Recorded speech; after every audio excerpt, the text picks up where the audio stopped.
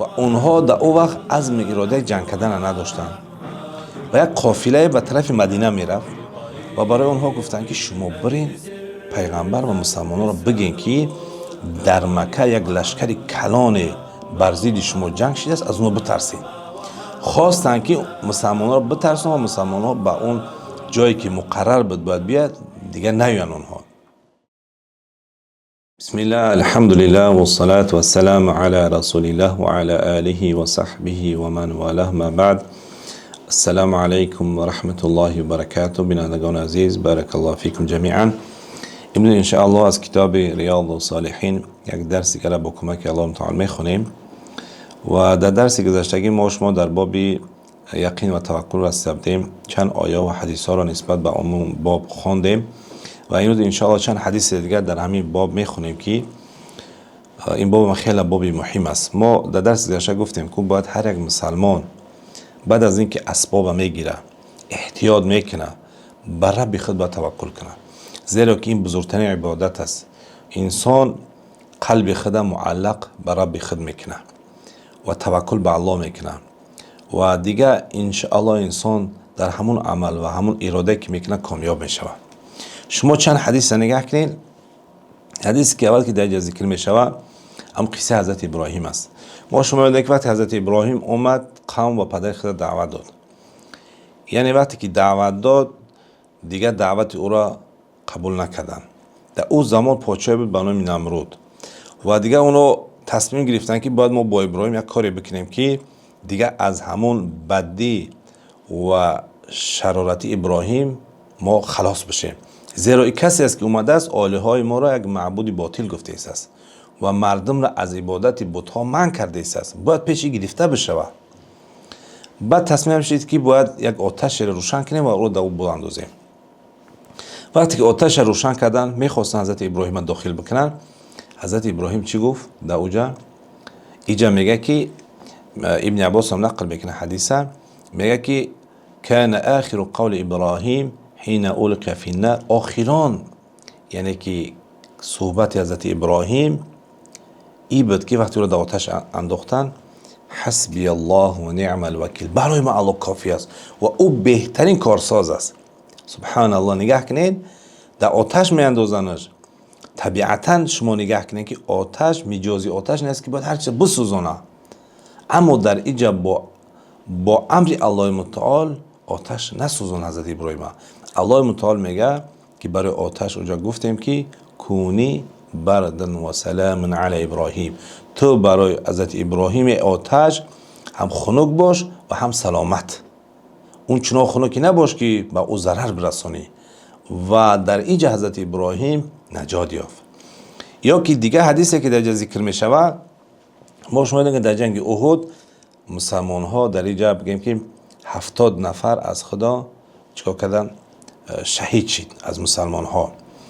و در اینجا بعد از جنگ احد در سال 3 هجری بود، مثلا خودی پیامبر الله صلی الله علیه و سلم با ابو سفیان قرارداد کردن که در سال آینده در فلان مکانی که به نام همراه و اسد در اونجا وا میخوریم و می جنگیم.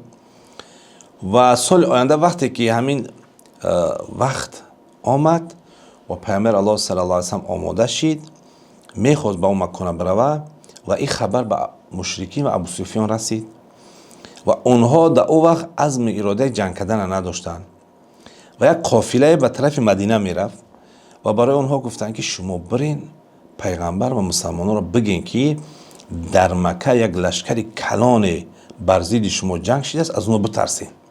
خواستند که مسلمانان را بترسون و مسلمانان به اون جایی که مقرر بود باید بیاد دیگه نیان اونها.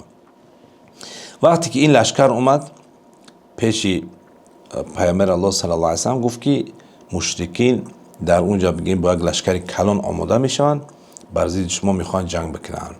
چی گفتن در اینجا؟ که این الناس قد جمعوا لكم، همون گروه از مردم جمع شدن بر علیه شما، فخشوهم، از اونها بترسین. اما چی برعکس؟ فزادهم ایمانا، پس ایمان در ایمان های اونو افزوده شد و قالوا، و گفتن حسبنا الله و نعم الوکیل، کافی است برای ما الله و او بهترین کارساز است. سبحان الله. نگاه کنین نترسیدن و رفتن از میراده کردن و در اوجا کامیاب شدن که به اوجا را خودی ابو سفیان و لشکرش ناومده. در اینجا دیگه حدیث را که نقل میکنن، این حدیث ام مسلم در صحیح ذکر میکنه که میگه که يدخل الجنة اقوام افئدتهم مثل افئدة الطير. میگه داخل جنت میشه گروه که قلبهای آنها مثل قلبهای پرنده است. یعنی که یک گروه از مسلمان ها داخل جنت میشن که قلبهاشون مثل قلب پرنده است. در اینجا ذکر میکنه که تشبیه دادن این نوع قلب مسلمان ها را با پرنده در چی است؟ میگه حکیم است که در دیگر روایت میگه که همین پرنده ها، یعنی که حدیث حضرت عمر نقل میکنه، میگه از پیامبر الله صلی الله علیه و سلم شنیدم که لو انکم تتوکلون علی الله حق توکله لرزقکم کما یرزق الطیر تغدو خماصا و تروح بطانه. میگه شما اگر همچون که لایق و شایسته توکل است بر الله توکل کنین، شما رزق داده میشه همچون که پرنده رزق داده میشن. پرنده صبح از لانه خود با شکم خالی بیرون میشوند و شب وقتی که برمیگردن شکماشو پر میشوند. یعنی که در کسب کردن رزقشو بر رب خود توکل میکنن. یکم تشبیهش همین است که یعنی که همین انسان ها هست که در مسئله رزق همیشه به پروردگار خود توکل میکنن. به این معنی نه که اسباب میگنه، اسباب میگیرن، کوشش میکنن، حرکت میکنن و بر رب خود توکل میکنن.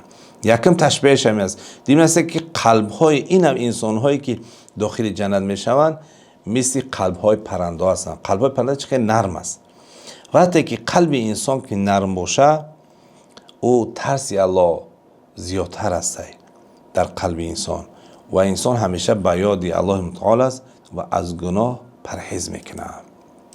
دیگه ای است و دیگر روایتی که در اینجا ذکر می شود همون روایت خیلی مشهور است که وقتی پیامبر الله صلی الله علیه و سلم به طرف نجد وقتی که رفتن در یک جنگ، وقتی که از اون طرف برگشتن اومدن در یک جایی رسیدن که اونجا درختای همون خاردار بود.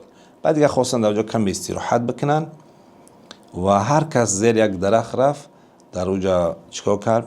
استراحت کرد و پیامبر الله صلی الله علیه و سلم زیر یک درخت سموره در اونجا شمشیر خود آویزان کرد و خوابید. یک اعرابی آمد، اعرابی هم بادنشین میگن، یک بادنشین آمد اینجا و شمشیر پیامبر الله صلی الله علیه و سلم گرفت و گفت که امروز و پیامبر الله صلی الله علیه و از خواب خیز و گفت امروز چی کسی تو را از دست من نجات میده.